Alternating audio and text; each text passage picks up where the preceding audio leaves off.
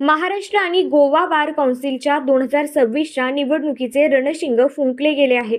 या निवडणुकीत सोलापूरच्या वकिली क्षेत्रातील अभ्यासू, निष्कलंक आणि सर्वसमावेशक व्यक्तिमत्व म्हणून ॲडव्होकेट डॉक्टर राजपूत प्रदीपसिंग मोहनसिंग यांनी आपली उमेदवारी जाहीर केली आहे।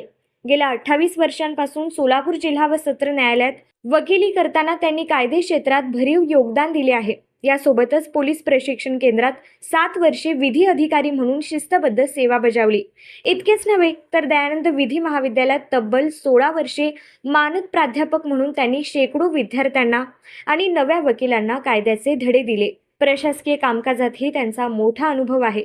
ते 7 वर्षे जिल्हा सरकारी वकील, 2 वर्षे CBI ACBचे विशेष सरकारी वकील आणि 5 वर्षे महाराष्ट्र शासनाचे विशेष सरकारी वकील म्हणून त्यांनी आपली कायदेशीर चाणक्य क्षमता सिद्ध केली आहे। बँकिंग आणि समाजसेवेतही त्यांचे महत्त्वपूर्ण योगदान आहे। सोलापूर जनता सहकारी बँकेचे माजी संचालक म्हणून त्यांनी वकिलांच्या आर्थिक प्रश्नांवर काम केले। तसेच रोटरी क्लब आणि सोलापूर बार असोसिएशनच्या माध्यमातून वकिलांच्या कल्याणासाठी सातत्याने पुढाकार घेतला।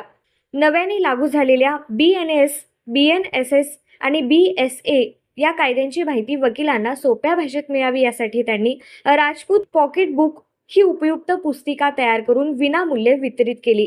कोरोना काळात ही वकिलांना आर्थिक मदत आणि कर्ज सुविधा मिळवून देण्यासाठी त्यांनी विशेष प्रयत्न केले।